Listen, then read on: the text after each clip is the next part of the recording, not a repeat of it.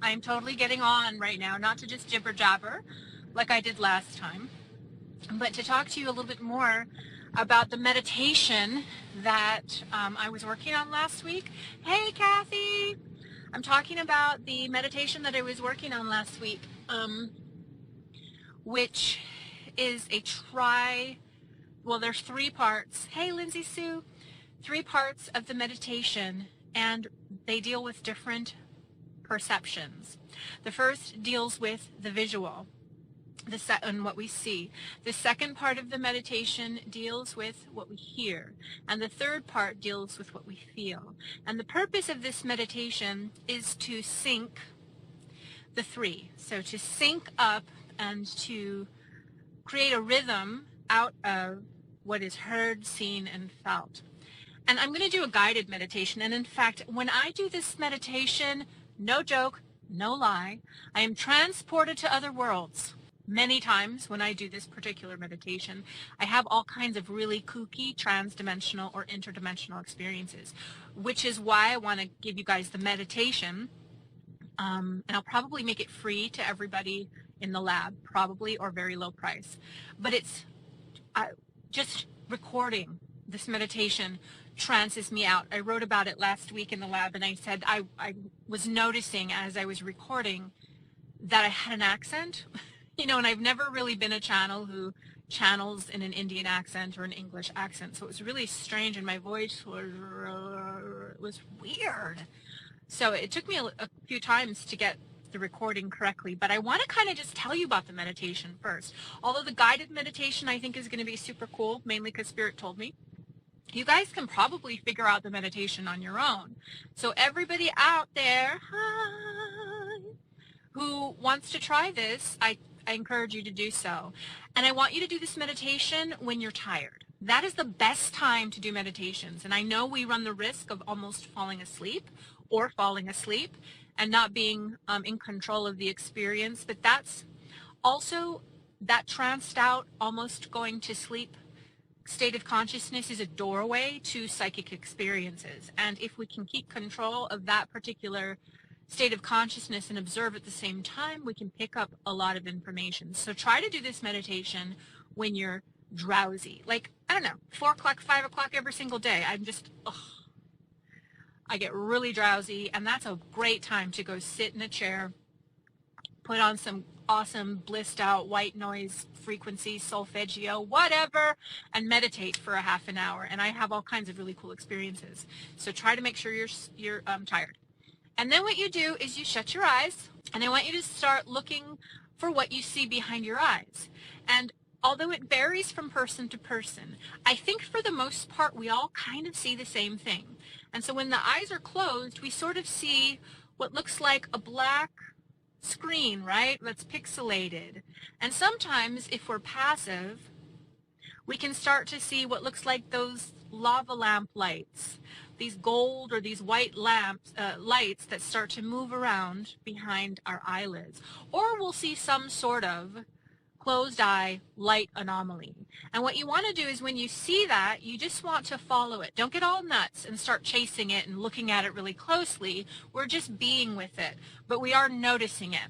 And we want to stay with this visual for a while. I find what first happens is I see a bunch of pixelation, and then if I calm down, get really neutral, then it starts to switch to these fluid light anomalies, and then I just try to meditate with those anomalies. If I look too close at them, though, I lose them, and it's kind of hard to get them back, so play around with it yourself. I would spend maybe 5 minutes on the visual portion of this meditation. And then when you've got it down, you've been following it, and you really know the rhythm of what you're seeing behind your closed eyes, now we incorporate another perception, and we incorporate specifically sound. Now, the world around us makes one sound. I mean, I realize that that person's walking over there, and you can hear her footsteps, and here comes somebody with a shopping cart, and you can hear that, and people are talking, and there are a lot of separate streams of sound, but you can turn it all into one sound by just observing it passively and listening to the sound of your world and the sound of your space. Of course, it helps to not be in a busy grocery store parking lot. You're sitting in your chair at 4 o'clock, drowsy. You've just spent 5 or 10 minutes watching what's behind your eyes, and now you're starting to just pay attention to what you hear. There is a rhythm to the sound of your world. There is a flow to the sound of your world. And just as we waited for the lava lamp lights, we wait to hook into the rhythm and the flow of the sounds. And we follow that. Just as we followed our visuals, we're now following the sound. And when we've got the rhythm and the flow of the sound, and this can be mixed up with your heartbeat and everything, inner and outer sounds, you then hook what you hear, your auditory, with what you're seeing. When I say hook, I mean I need you to join them. I need you to blend them. And so as the rhythm of the sound comes through the ears, you notice that the visual light anomalies move with that same sound. These are now blended and together. You hook them together. This is hard to explain, which is why I've really never done it, but you'll know what I mean. When you put yourself in the space where you can do it, you'll know what I mean. You'll know exactly what I mean by the rhythm of the sound. You'll know exactly what I mean by the lights, and you will know how to blend it. But you want to hook them together, so now it's just one perception. It's the perception of what's seen behind the eyes and what is taken in through the ears. And then hang out there for 5 or 10 minutes. Really figure out what that feels like for you in that meditation. Stay awake. And then after you've spent some time with it, what I want you to do, hey Justine, is now bring in the feeling of the physical body. We're all made of energy, right? At our core, we are just energy that's moving around at a specific rate. And that energy kind of buzzes, doesn't it? If you sit down in a quiet space and you just try to feel what your hand feels like, or feel what your knee feels like, or feel what your belly feels like, there is an energetic movement to your body, to your flesh. I want you to get into touch with the buzz, the vibration, hey Justine, hey Jessica, of your physical body. Hang out with this. You're perceiving now from the body. Hang out with this for a few minutes until you're really following the flow of energy. And mine moves all over. And when I'm paying attention to it, again, not chasing it because you repel it, but being with it instead and meditating with the buzz and the flow of your vibration. When you do that, you start really, the energy itself starts moving all over the body, or it does for me.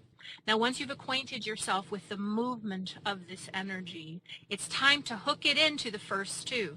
The first is hey Brian, the first is the visuals. What are we seeing behind the closed eyes? We're seeing light anomalies. Everybody does. So hook the buzzing of your body, the energy and the vibration of your body into what you're seeing behind your eyes, which is hooked in at this point by now to what you hear. So now we have this three-way meditation. We are meditating with the sound, with the sight, and the feeling of the energy of our body. This puts us into a profound state of relaxation, but what it also does is it opens up our psychic awareness zone. We all have them. You don't have to be a psychic in order to have a psychic awareness zone. We all have the ability to perceive on a higher and more expanded level. And so now that we have these three synchronized, what we want to do is spend a few minutes with it, 5-10 minutes. Let it flow one into the other, sound into the feeling, into the visual, into the sound, into the feeling, into the visual. And after you've spent a few minutes doing that, it's time to take the next step, which is to consciously control the situation. What we do while we're running all three, we don't stop. We change what we're seeing with our closed eyes, and instead we see a screen, like a movie screen or a black television screen, or it could be a pool of water. We just see a surface of some kind there amidst the lights, the lava lamp lights, but now we're erecting a screen. As we're keeping everything synchronized, we're still hooked into the buzzing of our body, still hooked into the sound, still hooked into the lights. But we also have a screen. We've just placed it there. And stay with this for a minute or two. Be really comfortable. Get that visualization very strong and solid in your mind's eye. And then at this point, what I do is I ask Spirit to tell me whatever Spirit wants to tell me. And Spirit will typically do it by putting imagery on the screen. Sometimes, though, the screen seems for me to be kind of just a doorway or a conduit for me to receive other types of to receive it in different ways, through my hearing, through my feeling, through epiphanies, downloads, etc. It seems like kind of a portal or a doorway to allow Spirit to talk to me. But what I want you to do when you're doing this meditation is just watch the screen. And you can't mess this up. Something really crazy might appear on your screen and you might judge yourself and say, well, that's ridiculous. This didn't work. Don't do that, because Spirit is just priming the pump. The screen and the process is just the beginning stages of Spirit getting information to you. Now, you still have to interpret that information. And it may take a few times before you understand what Spirit is actually telling you as the imagery gets clearer on the television screen. Hi, say hi, baby. Oh, isn't he so handsome? Oh, my God, so handsome. That's me. I know it. I have routinely used this meditation, the trifold meditation, for rapid manifestation. I will project an image onto the screen or the surface of that which is a symbol for what I want to manifest in my life. And so if that's money, then I would have a symbol for that money. If it's a job, then I would have a symbol that perfectly represents that job. And I would project it at this point with all three going. Now it's all synchronized. It's like this machine or something is happening. We're hooking into higher realities, higher energies, and higher dimensions. And this hook-in allows us to manifest at this very rapid level if we do it correctly. At this point, I project onto the screen a symbol for that which I want, and I hang out there for a while. I hang out in the energy of that. I flesh out the image that I projected. I make sure the colors are right. I make sure the feeling of it is right. And I allow that too to hook into what I'm hearing, what I'm seeing, what I'm feeling. Like I just keep the machine going. And I will hang out with that visualization for probably about 10 minutes, 15 minutes. And then after that, I will break my meditation. Powerful technique for manifestation.